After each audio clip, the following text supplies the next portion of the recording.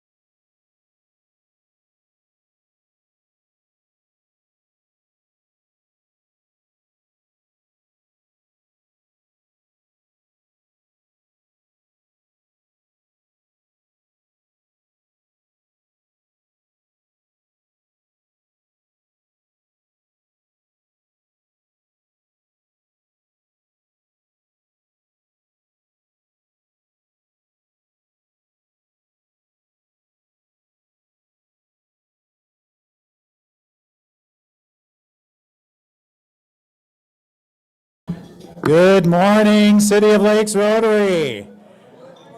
Let's stand and do the Pledge of Allegiance. Good morning, good morning, good morning. And we have a flag. We actually have both a Minnesota flag and an American flag. So I pledge allegiance to the flag of the United States of America and to the republic for which it stands, one nation under God, indivisible, with liberty and justice for all. And the four-way test. In the things we think, say, and do, 1, is it the truth? 2, is it fair to all concerned? 3, will it build goodwill and better friendships? And 4, will it be beneficial to all concerned? All right, we have a reflection. Claire Burkett has it, and she is online. Claire, good morning. Good morning. All right, let me share my screen really quick.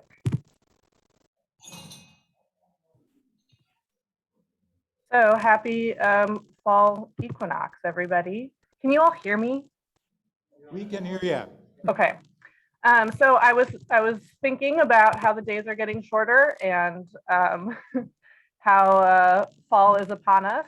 And I thought this poem by Mary Oliver, Lines Written in the Days of Growing Darkness, would be nice to think about.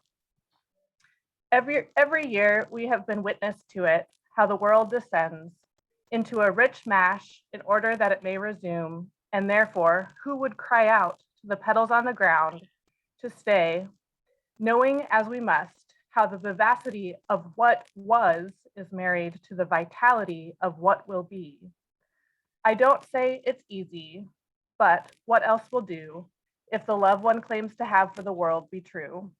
So let us go on cheerfully enough, this and every crisping day, though the sun be swinging east and the ponds be cold and black and the sweets of the year be doomed. Thank you, Claire. All right, you can have a seat. Let us welcome our guests and visiting Rotarians. Mary Pat or Dick, do you have a list of visitors? Here we go. Mary Pat, I'll let you do it. Whoops. Sorry, good morning, everybody. We have 4 visitors with us this morning and maybe some online as well. Our first visitor this morning is Susan O'Brien. Susan, there she is. Welcome, Susan. Do you want to say who you're with this morning and what brought you to Rotary today? I'm with Cynthia Lenny. I've been here before. I love this Rotary. I'm sorry that I moved away. I miss you guys. You're the best. That's it. Good to see you all. Thanks. Welcome back, Susan.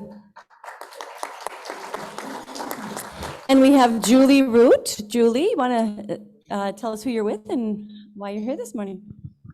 I'm Julie Root. I'm here with Grant Merritt, and I'm here to hear the Attorney General.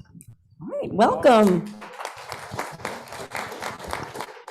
And Carol Schreier. Carol? There's Carol back there.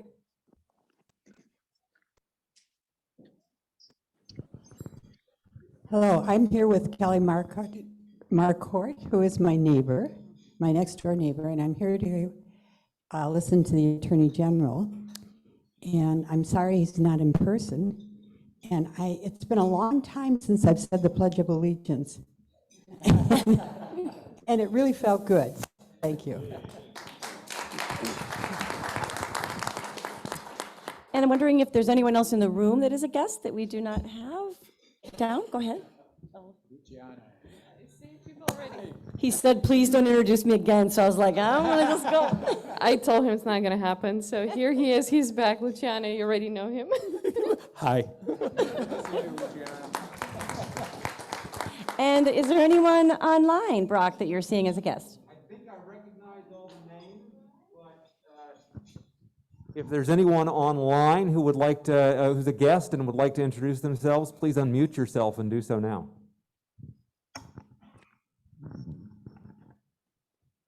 Okay. We're good. Great, keep bringing those guests. Thank you all. It's good to see you all here. Announcements time. All right, we have several announcements. I'm going to start out because it's the first thing coming up with Jim and Adekunle about the Knicker Open. Oh. Yeah, stand together. Well, okay. Who knows what's other special events going on this weekend? The Ryder Cup, right? So this, if it weren't for the Ryder Cup, this would be the most important golf tournament going on in the world. But we'll give due credit. But anyway, we're excited. By the way, anybody that has not played Hiawatha that's playing, I brought some scorecards. So if you're playing in the tournament and want to know what the holes look like in terms of yards, I have a few. So why don't you make a couple of remarks and I can kind of wrap up. So I'm really excited to beat all of you. Probably not actually, but there's 6 teams, 24 people. If you are still interested to join, let me know. I'm sure we could figure out something to do groups of 5 or get an additional team on the back end. But tee times will start at noon. I will send an email with extensive details on rules and when your team's specific tee time is. And every single person also attending the event will also get a token so that they can do some practice before the tournament actually starts. But we're excited.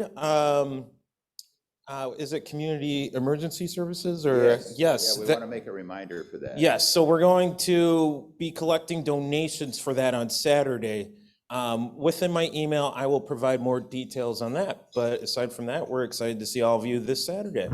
And we want to announce we're going to have some special and new awards in addition just to the winning team. So we'll keep those as a little bit of secret for just-in-time event. And we could have a participate. And the other thing, we're handicapping the teams. The winning team from last year is a powerful organization of 4 people, but we're going to give every one of us a chance. But even though the coveted trophy has a sort of a bias going back to the winning team, but we're going to give it a shot. Thanks so much. And you can come. Guests are allowed. Yes, Grant. Can I come and play the 19th hole only? Yes. Oh, and that's important because we will have a very nice social time. We'll have refreshments and snacks and awards and photos. It's going to be fantastic. Yes. All right. Those of us who don't golf will be there for the 19th hole. Okay, Tony has an announcement right in front of you, Ross. Just a reminder, some people today brought me some calendars. Thank you very much. Calendars, if you get them in the mail and you don't want them, please give them to me. I'll pass them on to a care facility near me. And I brought this to show you that not everything in my life is cats. Gail Noakes has an announcement. While you're getting over to Gail, I'm just going to remind folks the One Rotary Summit is October 9th. Don't forget, it's all online for District 5950, so sign up for that. It's on October 9th on Saturday. Gail. Thanks. I got 2 announcements. One is today is the very last day to nominate someone from this club who does outstanding work for the club. And I know that's hard because there's lots of people in this club that do that. But for the Heart of Rotary Award. And then also a person out in the community that's doing fabulous work for the Hope Award. Carol did a very nice job this morning sending you an email and a text. So on the email, she's got all the forms, website or attachments, however you want to do it, but get it in by the end of today. The second announcement is next week, we are going to do one of our vocational roundtable discussions, which everybody always enjoys. The topic's going to be leadership blind spots. And again, doesn't need to be just leadership in business. It can be in Rotary. It can even apply to your home. Kurt Nelson is going to do a brief presentation, and then we're going to be discussing that topic. Just wanted to assure everybody we're going to have discussion groups here in the room, but we're also going to have discussion groups virtually. So if you can't attend here, you're still going to be part of the discussion. So just wanted to make sure everybody knew that. So come and join us for the conversation. Thank you. Thank you, Gail. Bill, did you want to talk about the foundation event on October 20? Sure.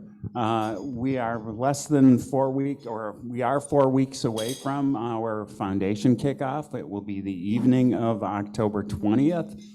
We had a nice response last week after I urged you all to sign up if you had not already signed up. And so if you are still not registered for the event and you can make it, please do so. I know some folks have conflicts and cannot make it. Please feel free to let me know that as well, just so I won't think that you're a slacker. But if you have not signed up, please plan to join us that evening. It will be, I think, a fun night to mingle with your fellow Rotarians and significant others of those fellow Rotarians, and also to learn a little bit more about where your foundation dollars go. Great, thank you. And don't forget, we don't meet in the morning that day on October 20th. All right, Bob Minish online has an announcement about the Minnesota-Iowa game. Thank you, Scott. As most of our older members know, every year around the Minnesota-Iowa game, we have a fundraiser, and most often we donate the funds for our Polio Plus campaign. Last year, for the first time, because of the storm damage in Iowa, we partnered with a Rotary Club in Cedar Rapids, Iowa, and donated the funds for storm damage in Iowa. We've had continuing conversations with our friends at Cedar Rapids, and this year we're partnering together, hopefully in a long-term relationship with both clubs centered around the Minnesota-Iowa game, having fundraisers. The funds will go to Polio Plus. In our club, the game is on November 13th. Starting 3 weeks before the game, we'll start taking over a part of the meeting for Happy Bucks who get started. We'll have some raffle prizes as we've often had, and have a lot of fun. Kurt Nelson, Steve Olson, and I will chair the Happy Bucks routine.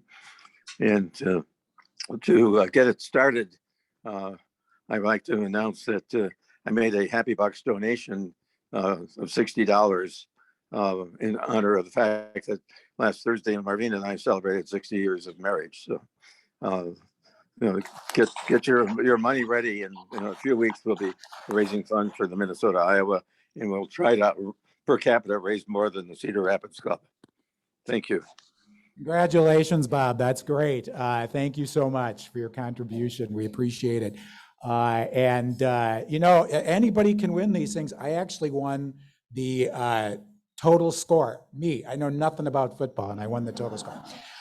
Gene Johnson, do you want to make an announcement this morning about the September 30 event? Yes, I do.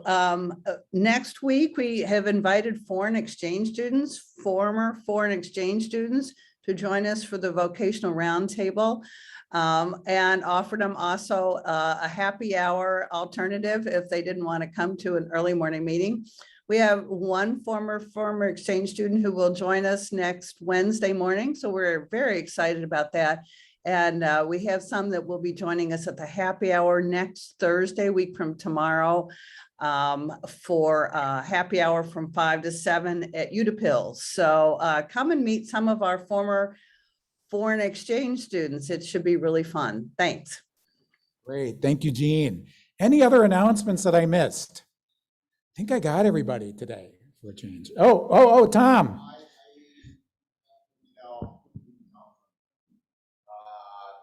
She requested me to have former host family for the inbound student, and I thought I can meet her today, but she's not attending, so I'm sending to her list of former host family for our club's inbound student. There you go, Gene. Tom Tamura is going to send you a list of our families for inbound students. Thank you so much for doing that. Any other announcements? All right, wonderful. Well, one of the things we learned from our chance that we had to survey the club was people want more time to kind of talk amongst themselves at the table. So we're doing a form of fruit basket mix-up where we have some questions for you to answer at your table for about the next 10 minutes or so. And I'm going to have Brock put them up. The first thing, though, that you should do is introduce yourself with your name and your occupation. And then, what was the highlight of your summer? Today is the first day of fall, sadly. Well, I guess happily in some ways. And so, what was the highlight of your summer? Or, what show do you think deserved to win the Emmy and why? What's the most interesting place you visited, and hotel or tent? Or make up your own question. So we'll take about 10 minutes here, talk amongst yourself at your table, and folks online, we will put you in breakout rooms.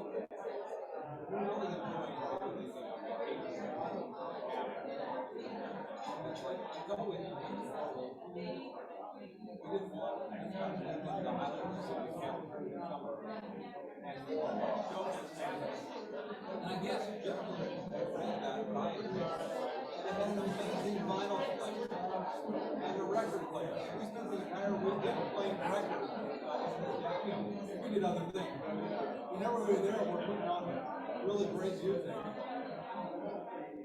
Really good collection too. Great album. Oh, yeah, I can't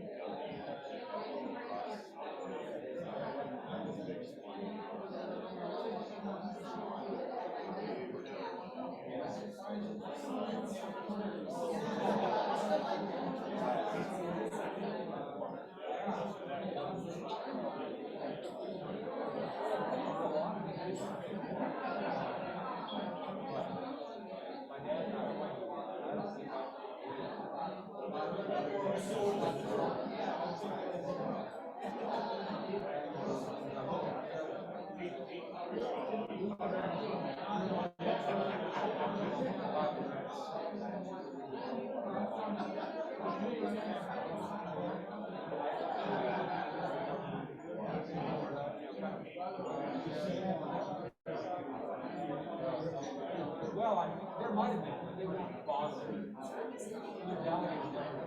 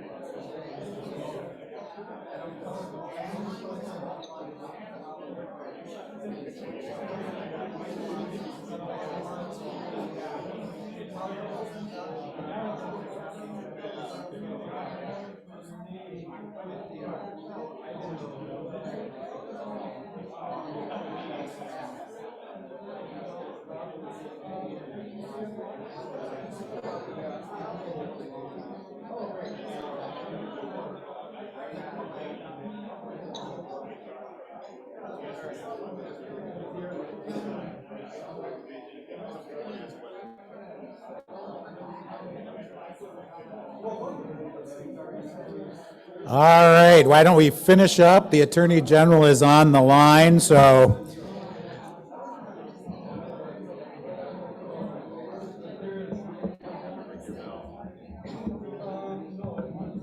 Are you bringing people back in, Brock, too?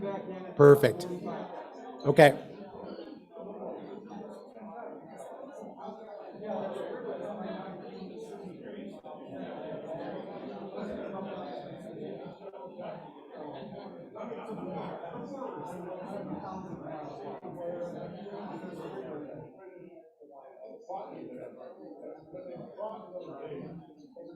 Morning.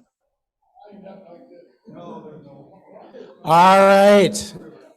Thank you all. I'm going to introduce our day chair this morning. Rob Scarlett is our day chair who will be introducing the Attorney General. Rob had a 40-year career in international sales and manufacturing, and although he's still active in business, he shifted more of his time into service as a director and/or advisor to several small and medium-sized companies and philanthropic organizations.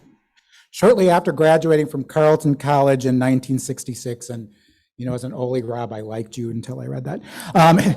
He became part of a private NGO team that created some of Latin America's first microfinance institutions. Building on that experience, he began a decades-long business career that kept him active throughout Latin America, Central America, Mexico, and the Caribbean. In 1999, to help launch his independent consulting career, Rob co-authored with Dr. Lawrence Koslow a book titled Global Business, 308 Tips for Taking Your Company Worldwide. In addition to his international business consulting work, Rob currently serves as a board member or advisor for several organizations. I'm going to skip naming them, but it's a very impressive list.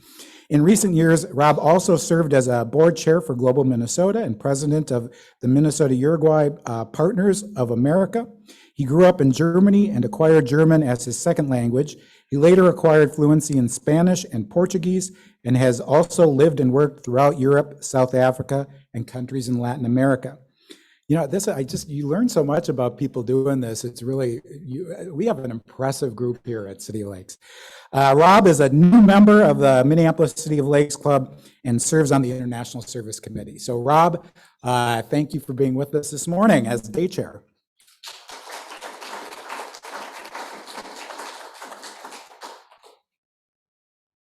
Scott, thank you very much for that introduction. And it truly is an honor to have the opportunity to introduce Attorney General Keith Ellison to the Minneapolis City of Lakes Rotary Club. It is interesting to reflect on how Keith Ellison found his way to his current role as a public servant. And I'm going to give you a very compressed version of his journey. Keith, starting with the most recent public service, Keith was sworn in as Minnesota's 30th Attorney General on January 7th, 2019. And as the people's lawyer, Attorney General Keith Ellison believes it is his job to help all Minnesotans live with dignity, in safety, and in an environment of mutual respect. He is the first African American and the first Muslim American to be elected to statewide office in Minnesota.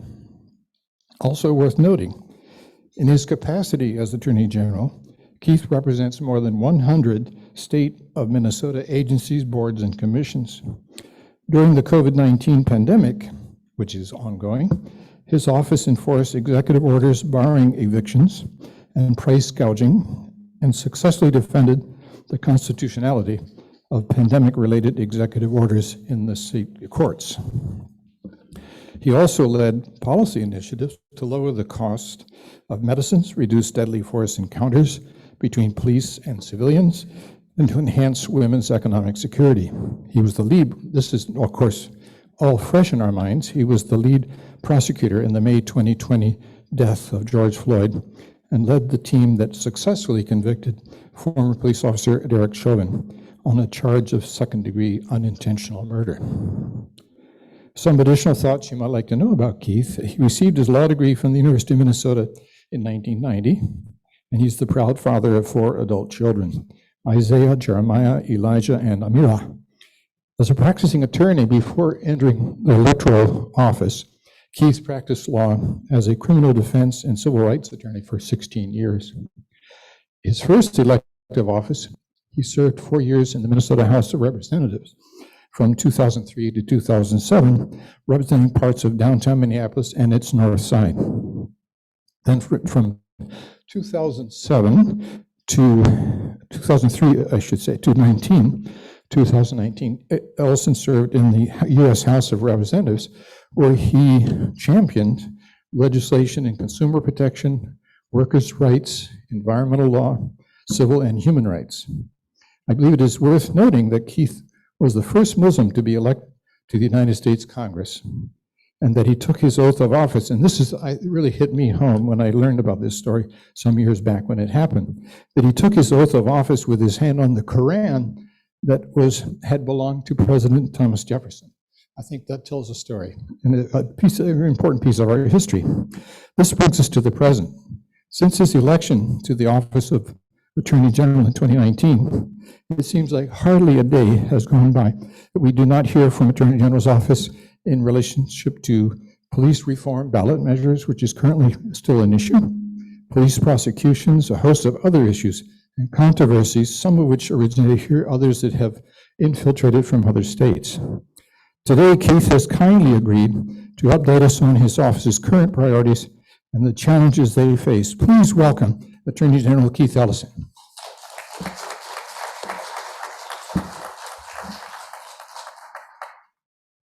Thank you for that very generous introduction. It certainly is a pleasure and an honor to be with the Rotary Club.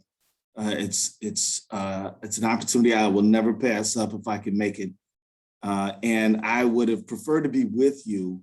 I'm vaccinated. I could have been there and been a safe participant of the meeting, but we have an all-staff meeting very shortly after this one. So unfortunately, it's just the transportation didn't work out. But I'm glad to be with you virtually.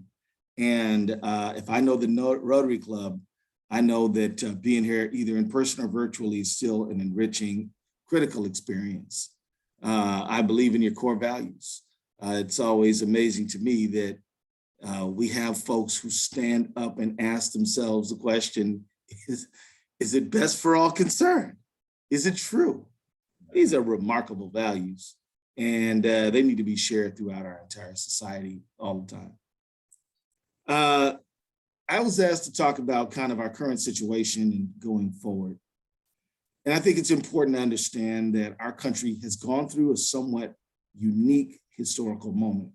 Of course, every single historical moment is unique. No moment it's just like another one. Everyone is always has its own unique features, but this one has been different. Whether or not you are a supporter or not of the former President Trump, there's no doubt that his presidency was so eventful. Things unfolded so rapidly. Things were happening all the time. Every other day, his supporters and opponents were saying things like, did he really say that? That was what we went through as a country for 4 years. But stop. Then we get COVID. COVID, a global pandemic, which has so far taken the lives of 4.4 million people around the globe and 660,000 Americans. Dramatic, including my own mother, including the father of Congresswoman Omar, including the brother of Lieutenant Governor Peggy Flanagan.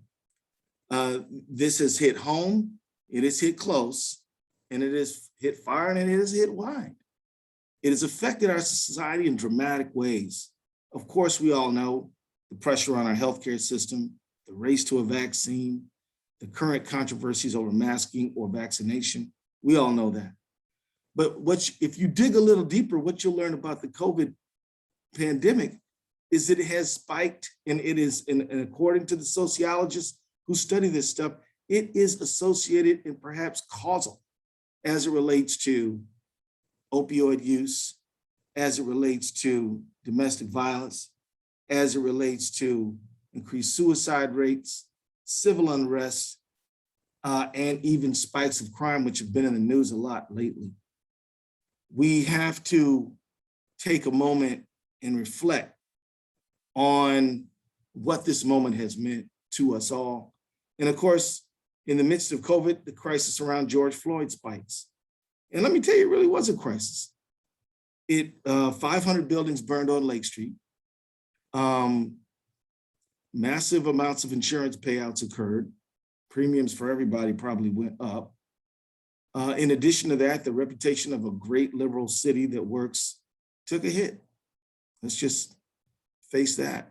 We have rebuilding to do.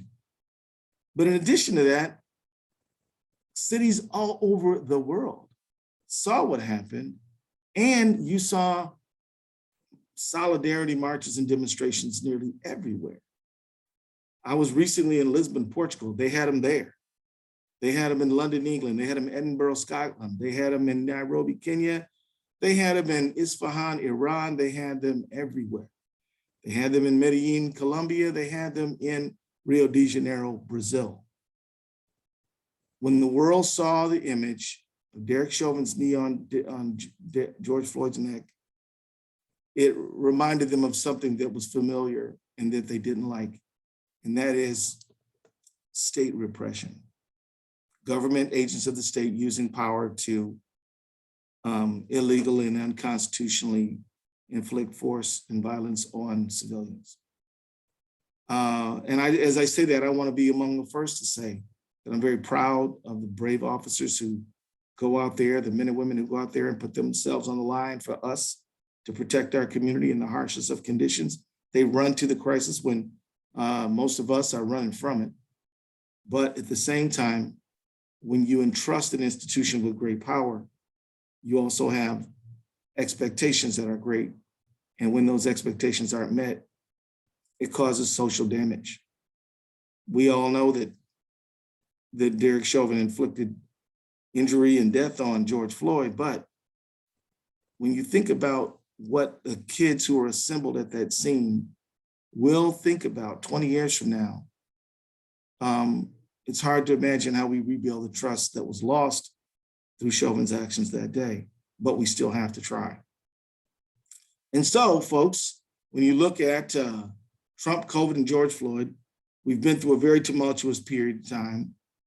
It's been the worst, personally, but it's also been a time of tremendous courage, a time of tremendous outpouring of solidarity. If you look at this slide in front of you too, you see in Minnesota, mutual aid groups surge in the wake of George Floyd. Very important slide, because what it indicates and what it outlines is the stories that don't often make the news, which is good news. People stepping up to help each other, things that we count on as Minnesotans, things that we're known for as Minnesotans. There has been a lot of very critical altruistic humanitarian action, including the discovery of the vaccine itself, including the overwhelming number of businesses and restaurants and bars that abided by the executive orders to keep their workers and their customers safe. I only had to go into court a very few times when I just had recalcitrant folks who just wouldn't listen and wouldn't negotiate, and they left us with no option. Out of all the rental properties in Minnesota, during the eviction moratorium, we only had to go to court less than 12 times to say to a landlord, people can't shelter in place. If they can't shelter at all, you can't throw them out right now. Yes, they owe you their money. If they're committing crimes, yes, you can evict them. But if they just can't pay you, this is a peacetime emergency, and we just can't have people, we can't add to the homeless population. And yes, you can seek rental assistance, and we're working to provide it now. But people step up, and I think it is very important to acknowledge that we're missing an important opportunity if we don't look at some of the tremendous efforts that have taken place. I believe that loss is an opportunity for reflection. I mentioned to you all that I lost my mom in 2020, March 2020. I don't mention it for the sake of sympathy. I've had great friends and people I don't even know extend wonderful, kind words. But what I've learned since I lost my mom is that I now see her better than I ever have. because in that loss, I was able to take a moment to reflect. You see the image of the flower bursting out of the hard concrete. I hope that you reflect on that image, because if you think about all the things that our society has been through, there is opportunity here. Opportunity to make a new dedicated commitment to housing. Opportunity to make sure that we get broadband to every single inch of the state of Minnesota. If you are in Ely, or you are in somewhere in or are in Zumbrota, or outside of those small towns, if you are 100 miles outside of Moorhead, and you're told to shelter in place and get your kids' homework done, or write in this prescription, you can't, the inadequate broadband just isn't going to work. We need to have a dedication to wire Minnesota the same way the Roosevelt generation committed itself to electrifying rural America. That is the order of magnitude. We need to reflect on these things. We need to reflect on these tent cities. How many Minnesotans, how many of you in this room have driven around this beautiful, beautiful city? And I've been blessed to travel the world myself, and I can tell you, Minneapolis is a beautiful city. Tear and compare. It is a wonderful town. But it also, in this wonderful town, you see people who have nowhere to live but a tent. And you don't see it in just one place or two. See it, you can drive around and see it all over. This is a public policy problem we can solve, but we've got to decide to. We need will. We need to reflect on our educational gap. Those of you who are in the business world, you need workers. You don't know where the talent's going to come from. Nobody does. We can't afford to have any groups of young people whose talent we won't cultivate. You know that if you want to make more widgets or transistors or whatever it is, you have to spend money on the machines to do it. Well, why then do we assume we can get by on a cheap in education? We may need to redesign some things. We may need to reflect on how we do it, but we can't let there be a backwater of potential that we simply won't cultivate. Minnesota has a low graduation rate. The ads prompt Minnesota as worse for students of color. I think that this is something that we should not take personally as an insult, but take seriously as a challenge to citizens who take their role as citizens seriously. Next slide. Let's reflect on home ownership rates. Now, racial home ownership gap in Twin Cities is the highest in the nation. We should do something about this. Some of you may think, well, that's just the market. Actually, no, it isn't. Our city had racial restrictive covenants for 60, 70 years, decades. And then after they became illegal, they were sort of recognized in the breach and just sort of honored even though they didn't have force of law. Mapping the roots of housing disparities in Minneapolis, Jim Crow of the North offers a glimpse. This is a film made by a Minnesota Public Television editor, Daniel Bergen. I absolutely urge you to look at this film. It is instructive. Our rate is around, the rate for people of color in housing is about 24%. In Minneapolis, about 19%. But I think the statewide average is about 78%. I could be off by a percent or two, but I'm not off by much. And think about it. How did the white middle class become middle class? 100 years ago, most Americans were working in farms and factories and were just basically working to work.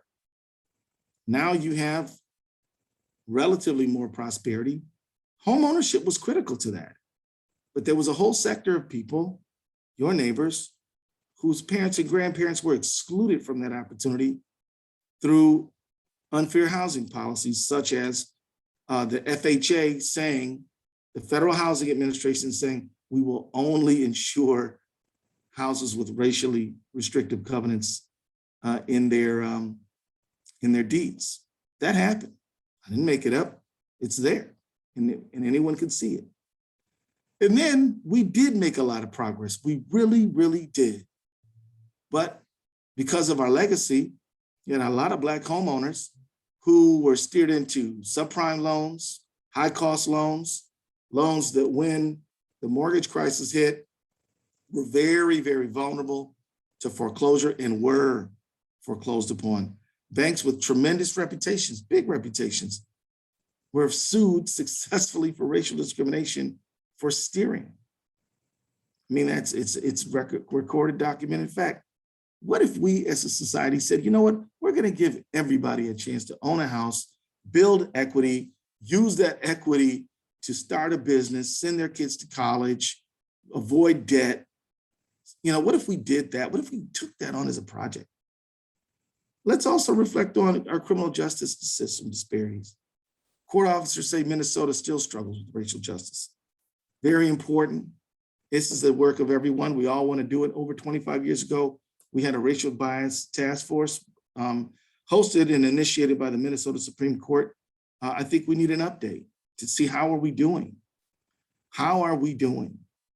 We need, that's why my office has done things like set up a expungement program where we do statewide expungements. And most of the people we do expungements for are people from greater Minnesota. That's the majority. But they benefit everyone. And these expungement programs say, look, you might have an old drug conviction, 25 years old, you haven't been around this stuff in decades, but you continue to be denied apartments and jobs because of it. What if we gave people a new chance, allowed them to be more productive and take care of their families? It would be better. Now, I am a prosecutor. I believe in holding people accountable for the wrong that they do, but I don't believe that is devoid of the concept of mercy and second chances. We can be tough and hold people accountable for criminal wrongdoing and recognize that they're still human beings, and one day we're going to have to allow them to re-enter society. I believe in that, and I hope you think about that. Right now, my friends, the real challenge of our time is to be leaders. And in my definition, leaders are people who will choose an uncertain but possibly better future than a certain but terrible status quo. Leaders are people who will choose an uncertain but possibly better future rather than choose a certain but terrible status quo. Let me offer to you a man you may have heard of named Walter Mondale. People today, young people, they saw Walter Mondale before we lost him, and they saw a kindly old gentleman who did something, they don't know. But for those of you who are around and know, this man was absolutely fearless. In '68, when our country was still emerging from Jim Crow, he's on the Senate floor arguing for fair housing. That's courageous. That's a big deal. As a 32-year-old attorney general, he's taken on Sister Kenny Institute, which is a renowned charity. It was beloved, yet had real serious problems. Powerful, well-to-do people did not like him doing it, but he did it because he thought it was right. Walter Mondale is a titan, and he lived in the space, the in-between space, the middle space. He lived in this, he was at the nexus of America being a Jim Crow society, including up north, to moving into a multiracial society. He did not know how it would turn out, but he embraced it anyway. And if somebody asked him in 1970, is America gonna be okay with all these changes? Walter Mondale probably would have said yes, but I wouldn't be surprised if there was some little part of him that said, I hope so. The truth is he embraced it. He embraced the change, though it was uncertain, because he knew that the status quo was certain, but was intolerable. We have situations like that now. Nobody I talked to on this ballot question, whether or not Minneapolis should convert from a police department to a Department of Public Safety, which includes police, but also includes crime reduction specialists, violence prevention specialists, mental health professionals, house them all under one thing so that the institutions can work together and talk with each other for maximum benefit. That's what I imagine question 2 does. Nobody who is no on that is no to the issue of reform. We all know we need it. I talk to folks and they say, yeah, we know we need reform. We just don't know if this is gonna work. And I say, yeah, me neither, but I know that what we've been doing isn't working. Can we talk about what our future is? And then when I talk to people who are yes, almost, there are a few, I will be very candid with you, but almost none of them say they don't want police. Of course, we need armed agents of the state to intervene in violent circumstances. That is a total no-brainer in my mind. I mean, ask anybody who's suffered domestic violence, a robbery in progress, shots fired. We need people who do the kind of policing that we're used to, but we need them to do it better, but we need it. So we need police who do traditional policing, but maybe the moment we're in, we should open the door for some other folks who can do crime reduction, nonviolent criminal investigation, like low-level property stuff, loud party stuff, mental health crises, homelessness, unhoused. Maybe those folks don't need an armed agent of the state to show up at a homeless encampment. Maybe we need housing professionals and social workers to help these people, and maybe some people investing in more affordable housing. That's what I think we should do. Now, I want to tell you, I believe in us. Boy, do I ever. I believe in us. I was raised by the most incurable optimist you've ever met. This woman believed in me and in my brothers and my community. And to her last day, she died at the age of 82. She was a social worker. My mom did juvenile. She led group therapy for juvenile sex offenders at Wayne County in Michigan. You want to tell me this is a woman who believed that very troubled kids in a lot of trouble could be better. And she spent 25 years doing it. She was a believer, and I'm a believer. I was raised by a believer. I can't avoid not being one. I believe in us. I believe we can, of all colors, Black, white, Latino, Asian, all of us, well-to-do, middle class, struggling to get into the middle class, all of us can make a better town, a better society, a better state. We can do this. We got to do it together. We have to not attribute bad motives to people who disagree with us.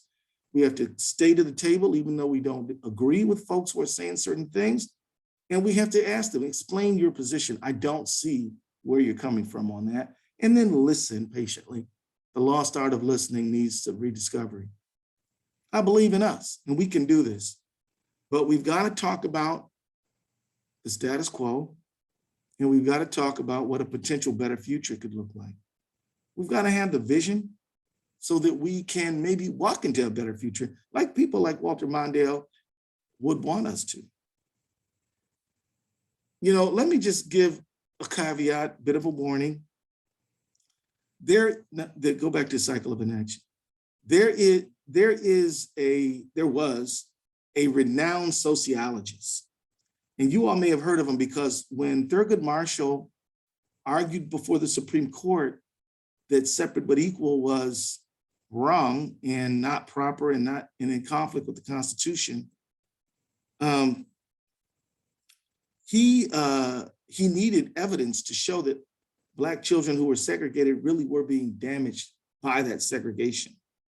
And he relied on Dr. Kenneth Clark, who had done a series of doll studies which showed that the Black children because of segregation, had a very, very pronounced, prominent, lower level of expectation, lower level of esteem, lower level of just belief in themselves because of the images they saw around them every single day.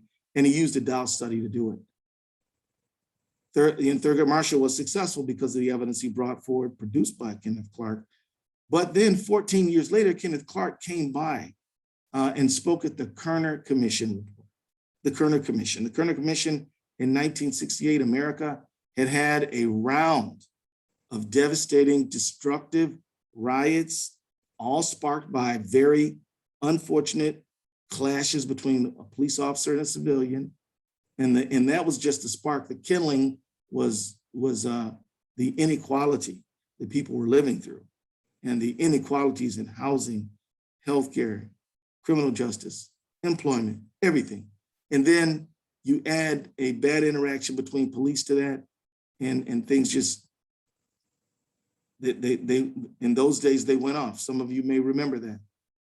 Well, what Kenneth Clark said to the Kerner Commission report is this. I read that report of the 1919 riot in Chicago. Let me just say, digest that for a moment. I read that report of the 1919 riot in Chicago. In 1919, they had a riot similar to the ones we've seen recently, sparked by policing, fueled by unequal conditions in 1919 in Chicago. I read that report of the 1919 riot in Chicago, and it is as if I were reading the report of the investigating committee on the Harlem riot of 35, the report on the investigating committee of the Harlem riot in 43, the report of the McCone Commission on the Watts riot.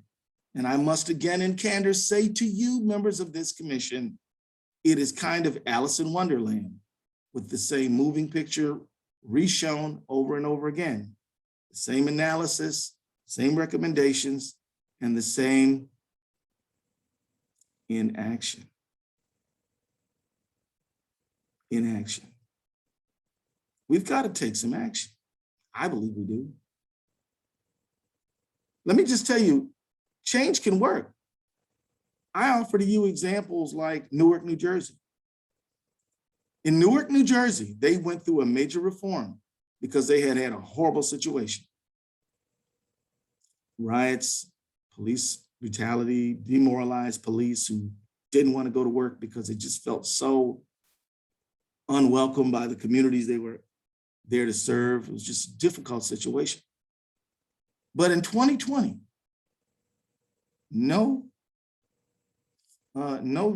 they had 0 shots by police officers.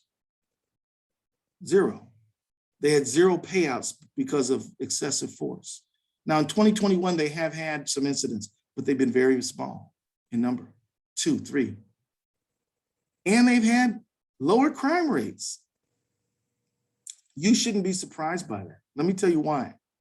Because if you have a community that has a very bad relationship with its police department, the criminal element in that community is aware of that. And they will say, well, you know, we can do our wrong. And we know these people may not call the police because the relationships are bad. And that we know that they may not investigate in the investigations and the prosecutions. So we're free to do the wrong we want to do. And then along comes a situation like Derek Chauvin, where you got 3 17-year-olds, a 9-year-old, several old people watching this tragedy unfold. How are they going to feel next time they need to call a police officer? And it's not the fault of most police officers, it's the fault of Derek Chauvin and a few others. But the bottom line is all officers get tagged with that bad rap. So improving police community relations is actually crime reduction, in my view. And I offer to you Newark, New Jersey. They're not perfect, they got problems, they got all kinds of problems, but they've made progress on this. It's worthwhile studying it. Now, I just wanna, I'll skip, I wanna go to the next slide, because I think that one of the things that's incorrect is that people think that, that reforming police community relations is something that is hostile to the police. I submit to you that it is not. Here is some language written by 14 Minneapolis police officers, an open letter to express what the vast majority of Minneapolis police officers feel at this moment. We wholeheartedly condemn Derek Chauvin.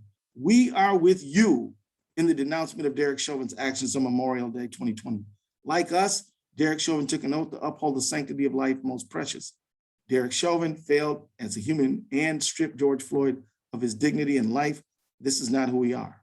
We're with you. And we want to communicate a sentiment that is broad within our ranks. We ask that our voices be heard. We are leaders, formal, informal, and from all ranks within the Minneapolis Police Department. We are not the union or the administration. We are officers who represent the voices of hundreds of other police officers, hundreds. We acknowledge that Chief Arredondo needs each one of us dutifully to follow him while he shows us the way. We stand ready to listen and embrace the calls for change, reform, and building. We are with you moving forward. We want to work with you and for you to regain your trust. And you got people on here like Richard Zimmerman, the longest serving police officer in the Minneapolis Police Department. Rich Jackson, long-term server. Mohammed Abdullahi, John Delmonico, former union president. And I think Charlie Adams is right in there too, commander of the 4th Precinct. Don't think for a minute that police don't want reform. They do. But they want to be respected. They want to be appreciated. And one of the key things we must pay attention to is officer wellness. You can't go from call to call to call, day after day, week after week, and not have it take a toll on your spirit and your soul. We've got to think about officer wellness so they can be the best they can be. Now, path forward. We've got to go forward. We've got to move forward. We've got to take that path and take that opportunity. And I want to tell you that some Minneapolis are really doing that. Here's an opinion piece about a group, and this is a headline of an op-ed by Lewis King and Jerry McAfee. They're two Northside leaders. One represents unions, the other one represents the jobs community and workforce leader. And they are working with a thing called 21 Days of Peace. And here, and you can see the 21 in the back. I don't know if you can see that, but it's right back there. And what they're doing is having community patrols with police support. So this group of citizens, mostly church folk, went to Inspector Charlie Adams, who's head of the 4th Precinct in North Minneapolis, and said, where are the hottest of the hot spots? And then they got lawn chairs and they went out there and they just occupied the space. And Charlie Adams is saying from a week to week level, they have seen crime reduction all summer long. Now it did spike and it was 36 above the citywide average in April, but it has gone down every month. Is it down far enough? No, but it's going down. And these are regular citizens, men, women, seniors, younger people. And I go to the Cub Foods in North Minneapolis on Broadway Avenue, and these folks with their shirts on are doing, crime interruption. And their very presence deters crime. And so this is a community-led crime intervention and reduction, but police very much supported, and that is yielding some positive results. And if I can go to my last slide, I am not a partisan person, and I'm not praising Biden for partisan reasons, please. I often tell people I was one of the biggest praisers of George W. Bush when he did PEPFAR, which is investing in interrupting AIDS in Africa. I don't care what party you're in, but if you do something good, then you do something good. And this White House made major investments in community violence prevention back in April. They knew that we don't need another war on drugs and another war on crime where we explode the ranks of the imprisoned. We need to engage community in their own safety, and people are doing it.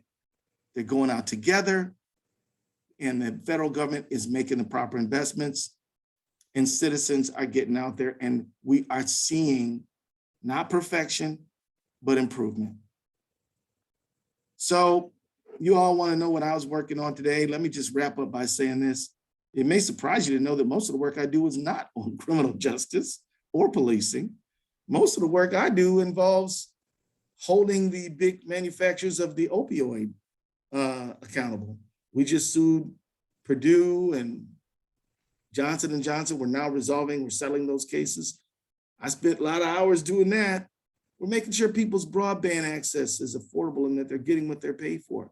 We're making sure that that housing affordability, that housing is safe for people, and that people are treated fairly. We're doing all kinds of things. We're doing all kinds of things, but the stuff that hits the news often is the stuff that involves the criminal justice system. And so you see us doing that, and we are doing some of that. I talked to you about the expungement project. We started a conviction integrity unit to make sure that we have prosecutor-led investigation of legitimate claims of innocence. We don't want anybody who's truly innocent behind bars. And you got to believe that human beings being human beings, there are a few. We don't want any. So we're doing that. But we're also prosecuting criminals every day. And people all over the state of Minnesota. Mostly my office does prosecution in greater Minnesota because Hennepin and Ramsey don't need our help. But other parts of the state do. Morrison County does, Brown County does, Todd County does, Aiken County does, and we step up when they call us. So that's a little bit about what we're doing. It's a little bit about the moment that I think we're in now. Forgive me for talking so long. And thank you for having me. Thank you, Mr. Attorney General. Do you have a few minutes for questions? Absolutely. All right, I know Grant has a question here. And if you have questions online, put them, and folks may have to leave. We usually end right at 8:30, but I'm glad you have time for a few questions. Grant. Keith, we've got an equally serious problem in the environment in this state. You're right. Now, I'm a citizen activist trying to do something to stop the Corps of Engineers dumping polluted spoil from the harbor up in Duluth along Park Point. We need your help because the lawyers over at the PCA, my old agency, don't work for you. The legislature has taken away authority from your office, as you know. These lawyers are in-house lawyers, the PCA. Guess what? They haven't recommended to the commissioner, and we have a new commissioner, and I've met with him, but the old commissioner who resigned hasn't been told by the in-house lawyers over there that the Corps has to have a state permit in order to dump this polluted soil in Lake Superior along the lakeshore side of Park Point. We got to do something about that. I'd like to have your help if we can. Absolutely. I need to be able to figure out a way to get a hold of you. Sounds like you know a lot about this. And let me just say thank you for raising this issue. Those of you who are out there may not know this, but we don't really do audits. So we don't know about stuff because we're looking for it. Usually we find out about problems because concerned citizens like this gentleman have bring it to our attention. And I've been to Park Point many times, and I think it's a beautiful area, beautiful. And it troubles me that it would be spoiled that way. So let's, if we can connect, let's do that. Otherwise, I'll ask my team to jump on top of this right away. Great. Other questions? Jim. As a resident of Minneapolis, I'd like to go back to this vote in November and ask you, did Newark do it with the police department and the city government and the mayor system or whatever they had without a whole disbanding, which is what we sense is the opponent, the no's or the yeses are saying? Couldn't, and what you talked about at the end of your presentation, didn't, with all the support and interest now at the level, do you think we can reform within the context of a strong and reinvented police department without tearing apart the whole system? Well, let me first talk about Newark. Newark needed a federal decree by the Department of Justice, finding them civilly liable for repeated civil rights violations. And then they became under a consent decree and then got pretty dramatically reorganized and then went forward. Your question is a good one. Can we do what we need to do within this structure we have? Maybe, but we haven't. So I think that whether this thing passes or doesn't, As long as all of us today say we're not going to stop making sure that we have safety and human rights for everybody, I think, that's the real key. No matter how you vote, are you committed to a better future? And some may say, I'm not voting for it, but I'm going to support it within the structure that exists. I can live with that. And some say, I will support it, but I'm going to make sure that it has some of the features that are working. And I can live with that. But my real point is not, are you yes or are you no? My real point is, are you committed to the change? Because let me ask the business folks in the room, how often can we have 500 buildings burn on Lake Street? How often can we do this? We've got to fix this situation so it doesn't happen anymore. And that means we need some reform. All right, any other questions? I see none in the room. Attorney General Ellison, thank you so much for being with us today. We really do appreciate it. We give a book to third graders at Way to Grow in your name. Thank you. I expect I will see you on the opioid issue. I'll make sure I get you that book for you to sign so that a third grader in Minneapolis can have a book of it. Oh, man, I'd love to do it. I'd love to read that book to some third graders if you ever find time for that. I enjoy doing that kind of thing. Very good. So thank you for being with us today. Thank you, Rotarians. Have a great one. All right, and thank you all. Thank you, Rob Scarlett. Thank you, Claire Burkett, for the reflection. Ross and Brock, thank you very much. Thank you to the Rooters. Have a great Rotary week.